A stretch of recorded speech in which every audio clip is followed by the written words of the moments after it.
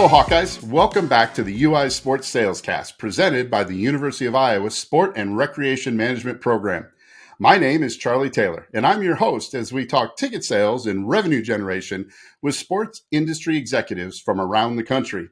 The UI Sports SalesCast gives our students timely conversations covering multiple topics in revenue generation to help them prepare for their sports careers. Today, I'm really excited to be joined by Carl Manteau, Vice President for Ticket Sales of the Minnesota Timberwolves. With over 20 years of ticket sales experience in the NBA and the NHL, Carl recently joined the Timberwolves after a time with, get ready for this, the Blackhawks, the Milwaukee Bucks, the Columbus Blue Jackets, the Cleveland Monsters of the American Hockey League, and the Cleveland Cavaliers. I think it's fair to say Carl has managed and sold tickets, especially group tickets, in just about every ticket sales environment we have in professional sports. Excited to have this conversation, Carl, and provide our students with some insight into the pro sports environment. So welcome into the SalesCast. How are things going today? I know you all have a big day. We're going to date this by telling everybody what you guys have coming up there in Minneapolis tonight. How are things going? Well, Charlie, first off, thank you so much for having me. I really do appreciate it. I love these types of forums. I love giving back to students and sharing what I've learned. I wouldn't be here if some sports executives had not taken the time to impart their wisdom on me. So anything I can do to help, happy to. How are things going? Stressful, busy, nervous. In a couple hours, we play the Lakers in our building. It is every single seat is sold out for tonight. Huge crowd, and the Lakers are one spot below us for the fight to get into the playoffs. So everything is riding on the line tonight, but this is what it's all about. This is one of the fun things of working in sports. Let's jump right into our questions today. A lot of our students see what happens in the college sphere. Let's give them a look in what an NBA sports sales team looks like. How many people do you guys oversee? How is it broken out by? Is it broken out by the type of tickets you're selling? Is it broken out by different levels of your experience? How many people? And how do you manage all that? What's it look like behind the scenes? As you noted in the intro, I've worked for a lot of different teams and organizations, and every single one of them is set up differently. For the Timberwolves, and specifically on the ticket sales side, which is where I'm at, we break our ticket sales department into 6 different teams. So 2 of them are focused on the service and retention of our current customers. So we have one that's focused on the premium level members. And then we have another team that's focused on the general arena seating members. We have another team that is dedicated to just generating new revenue in our premium spaces. So think about your suites and courtside seats. And then I oversee the other 3 departments. So they are business development. All of our reps can sell everything. We're full menu. But our business development team primarily focuses on plan sales. So your full season tickets, your partial plans, stuff like that. I also oversee the group sales team. So think corporate outings, scout groups, schools, anybody, any group of 10 or more people that's coming out to an event. And then I oversee our youth basketball department. As the name implies, it's focused on, the next generation of players and fans. All in, I directly and indirectly oversee about 25 full-time people. And how many is that the total number of sales folks in that list that you just gave us, or is there a larger number too? And with the membership team and premium, we're probably around 35. And then it branches into, like, we have coordinators and support staff and marketing and sales, and it just keeps expanding on out to I think we're about 200 full-time people that work in the organization. And what would an entry-level position, in that list that you gave us, are there entry levels at every one of those sections that you mentioned, or is there just certain sections that a graduate Hawkeye would walk into if they were lucky, fortunate enough and earned their way into the Timberwolves sales team? Yeah, so this is where we are a little different than most sports teams. The standard model across the big leagues is to have an entry-level sales department. So inside sales associates, they go by many names. We don't actually have one. So if you take a role on our sales team, it is a full-time role. And you are doing the exact same job as people that have been here for several years. So we do hire people that come straight out of college. But we just want people, obviously, that they know this is the job that they want. They have some experience while they were in college. They got some sales experience, and they're pretty driven and dedicated to being like, I want to be a professional salesperson. Great. I mean, that is unique because most of the things we hear about is you start in this and then you branch out from that. It's kind of cool. You could get into something and then grow in that pillar, that silo, whatever you want to call it. But and the fact that everybody can sell everything too. Give us an idea what you think has changed over your career, and conversely, what has stayed the same in selling tickets. Well, I mean, how much time do we have? Because as you as, as you know, I've been doing this for a long time. Let me start about like what's changed. So, I mean, the way you and I are communicating right now is a great example, right? It used to be just the telephone, sending emails, and yes, I grew up in an era with using fax machines. And now there is a whole host of ways to engage with customers. The work environment has changed. When I started, it was 60 to 80 hours a week, no benefits, no pay. You weren't allowed to leave until you made a certain number of calls. And, like I said, the pay was below the poverty line. It was brutal. Thankfully, it is nothing like that now. Hours are regulated. The compensation has gone up greatly. Everybody gets full benefits. And now coming out of the pandemic, we, like many businesses, have adopted a hybrid work environment. So we are work from home on Wednesdays and Fridays. And then the day after home games, we let our staff, optional work from home the day after games. And our reps don't have to come in until 2 o'clock on the day of games, which is so different Oh, from what I came up under. so different than my experience. Yeah, yeah. Fantastic. It's also changed. I'd say lead generation has changed. It used to be very much spray and pray. Like you just put things out into the world and hope they get interest. Like sales reps would like just call out of a phone book, or you'd put out radio, TV, billboards, banner ads, and you really had no idea if those were having an impact, if they were actually getting people to buy. You couldn't measure any of these. So now we have such a robust marketing and business intelligence and analytics teams that we are cultivating incredible leads, and we just have remarkable systems of how we score those leads, filter them to our reps so that they're calling the best of the best. In fact, we even have an artificial intelligence rep that is out there generating leads for us. So that has changed. I'd say the secondary market has changed. It used to be just brokers standing outside the arena holding up a cardboard sign saying like, I want tickets. And now it is a multi-billion-dollar industry. And we have to compete with it. In a lot of ways, we're competing against ourselves because like our own fans can sell their tickets. Our own season ticket holders can repost. So we have to navigate those waters. And then for right now, I'll say finally the entertainment options have changed. When I was coming up, there weren't nearly as many entities competing for people's entertainment dollars. You had your big sports teams, you had a handful of other stuff, but now like we are competing against streaming services, gaming, immersive experience tours like the Van Gogh experience and the Friends experience and the Office experience and social media, axe throwing, Top Golf. Like there are so many things competing for your entertainment dollars that we as salespeople need to cut through all that noise to get people to show the value in not only being a Timberwolves fan, but coming to see us in person. So that's a lot of what's changed. What's stayed the same, let's be transparent. Let's start with some of the challenges that are still, that come with being in sales. The hours are unconventional. We work nights, weekends, holidays. It's Friday night. I got to work tonight. We have a game on Easter Sunday. When I was working in Cleveland, we had a couple games on Christmas Day. So like it is our job to entertain people when they are not in their jobs. All right. So that it comes with sacrifice, and it can be a challenge at times. Rejection hasn't changed. Our best salespeople still fail over 93% of the time. So you need incredibly thick skin if you want to be in sales, because even if you are at the top of your game, you're going to get rejected a lot. The pace has not changed. We operate at a crazy fast pace because like we are in a high volume business. We have a lot of games and we have thousands of seats that we need to sell for each. The pace is also frantic. Like right now, we don't know if we're in the playoffs. We don't know if we're in the play-in tournament for the playoffs, or we don't know if we're going to be a 6 seed or higher in the playoffs. And every one of those scenarios has a complete different business plan attached to it. And, you got to be able to execute all of those within literally based off of a win or a loss.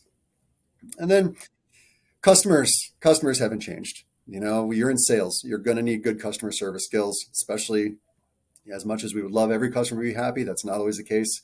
So you got to be able to deal with people and meet them where they're at. That's the challenging stuff. Talk about some of the fun stuff. And honestly, the reason why I've stayed in sports for as long as I have in this industry. And, for me, first and foremost, it's the people.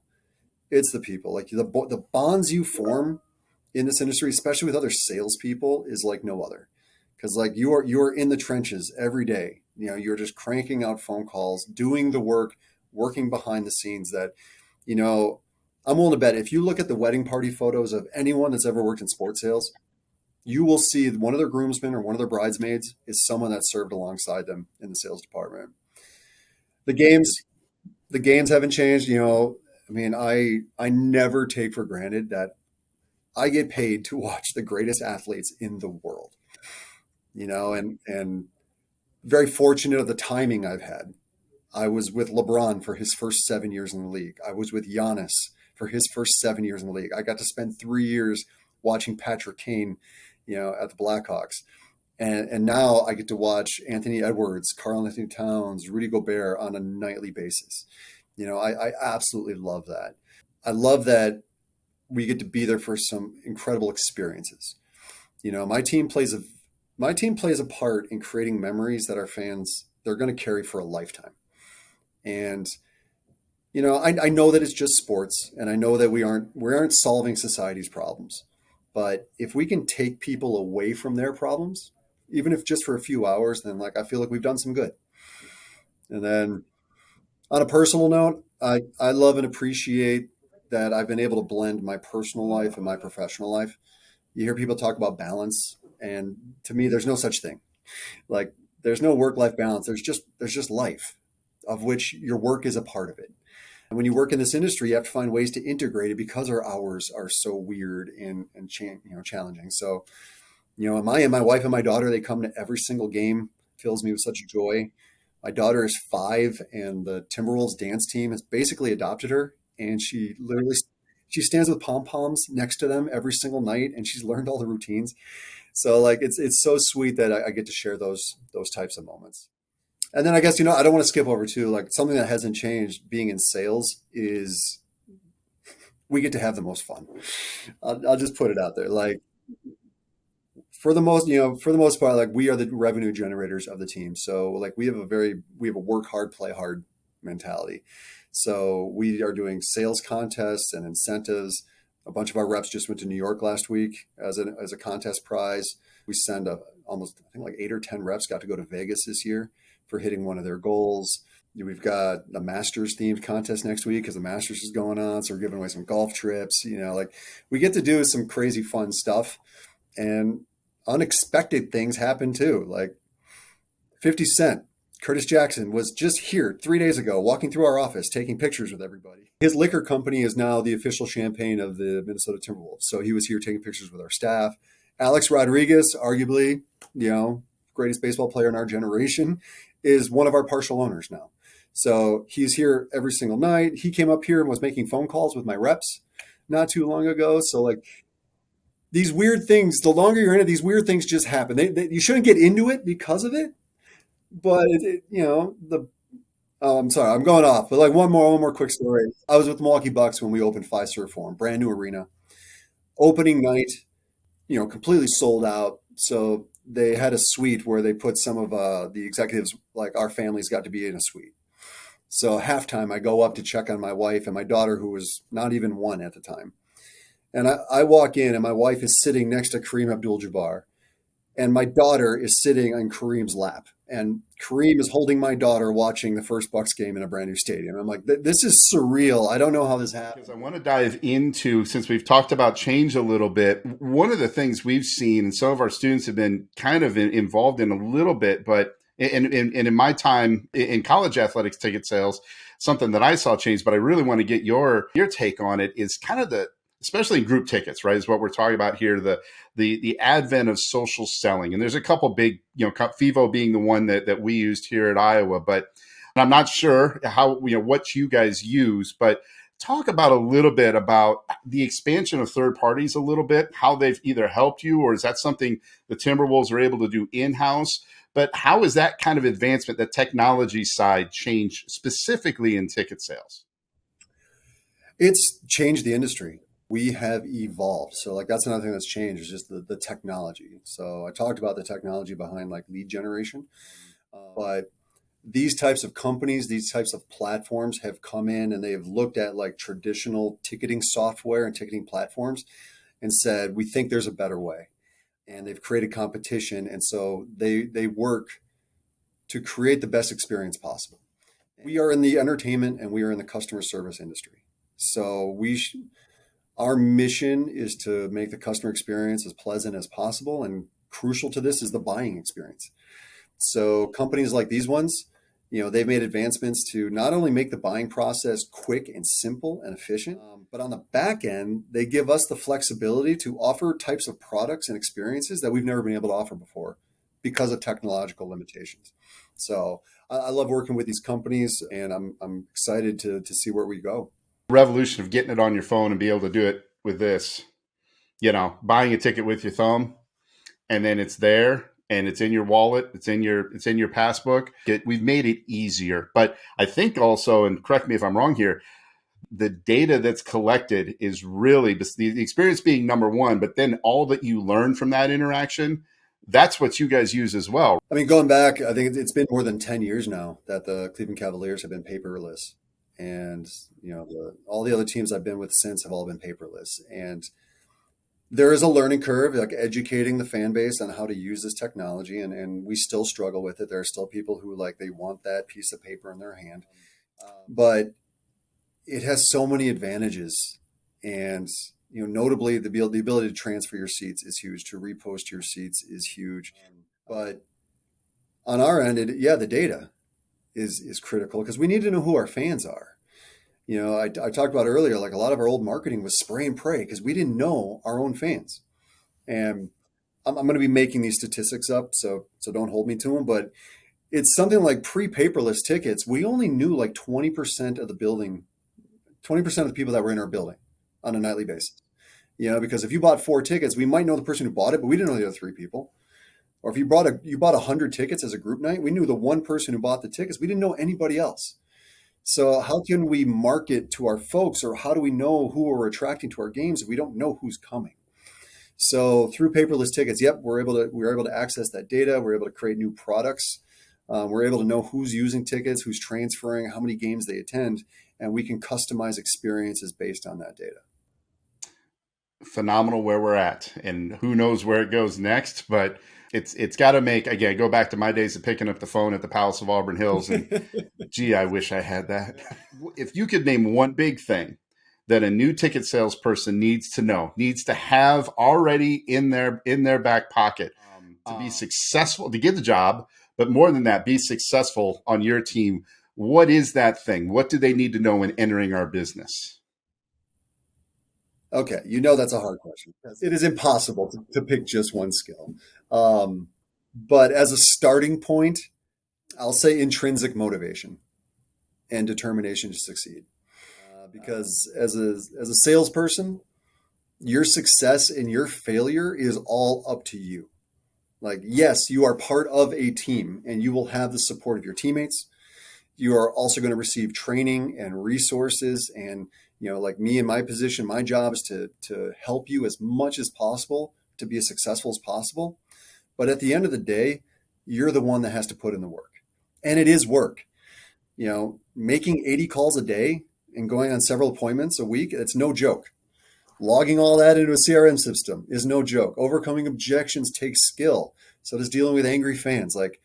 And like I talked about, getting rejected. You get rejected over and over. It can be devastating if you don't have the mental toughness to persevere through it. One thing I always stress to my teams is control the controllables. They hear me say that almost weekly. Control the controllables. Like we are in sports. I wish I could control the outcome tonight and that we beat the Lakers, but I don't.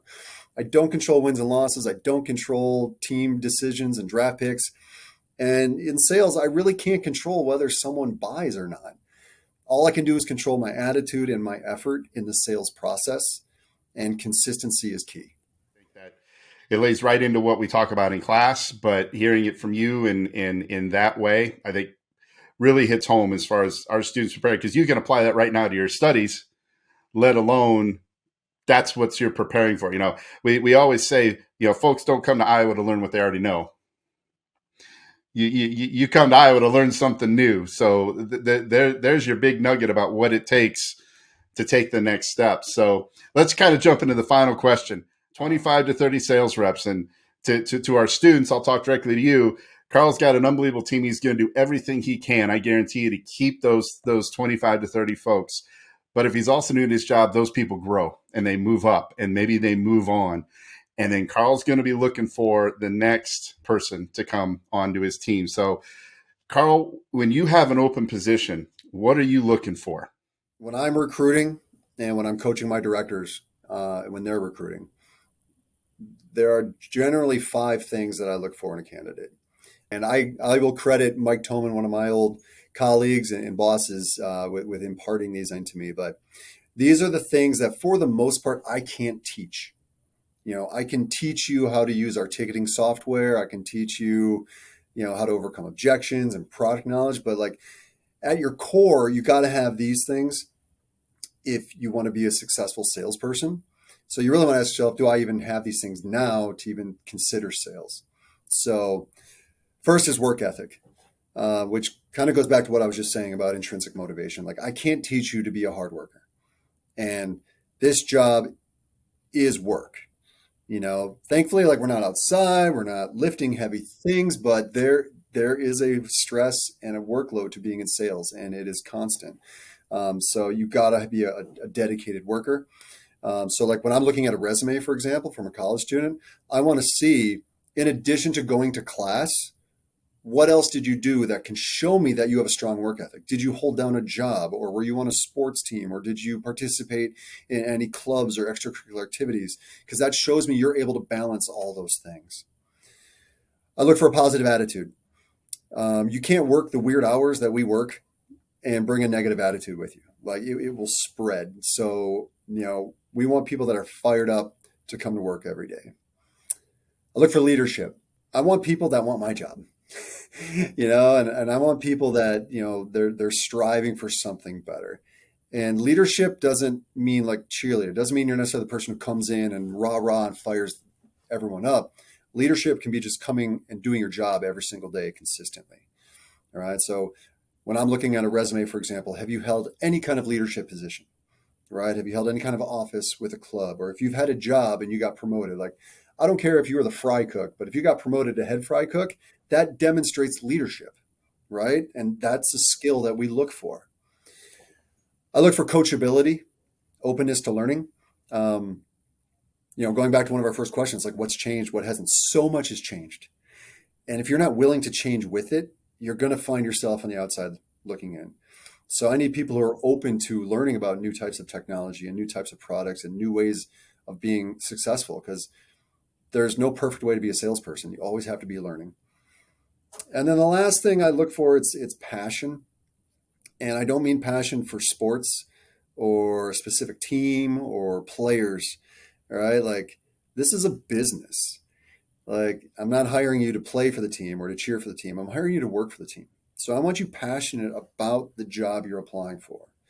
If you want to be in sales, then I want someone who's passionate about sales. And they'll be a successful salesperson no matter what job they get. The fact that it's in sports, which is something that they like, well, that's just icing on the cake, right? And right, just like you can see natural talent in athletes, you can see some natural talent in salespeople. And if you are more introverted and quiet and shy and talking publicly or talking to groups or walking into a crowded room and introducing yourself to everyone in that room, if that is daunting to you or scary, then you may struggle with sales. You may think sales sounds cool, but if it's not in your character, you're going to struggle. So I look for people that are outwardly open, willing to engage.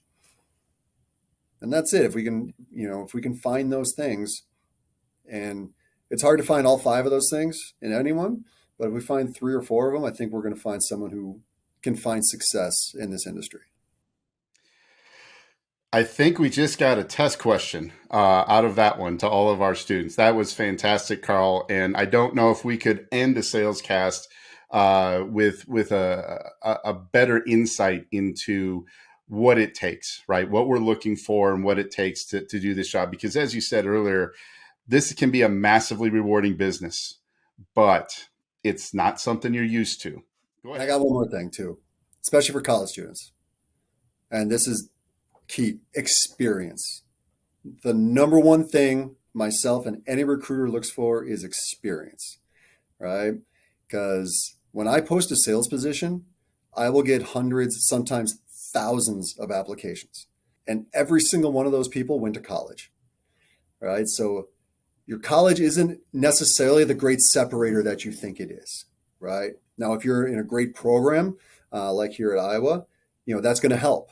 But we want to know, while you were studying, what else did you do to prepare yourself for the job you're applying for, right? You've got several years to, like, if you think sports sales is for you, then you should be interning, shadowing, volunteering, doing anything you can to jam your resume with experience so that when you apply, you're showing that recruiter, no, I just don't think it'd be cool to work in sports.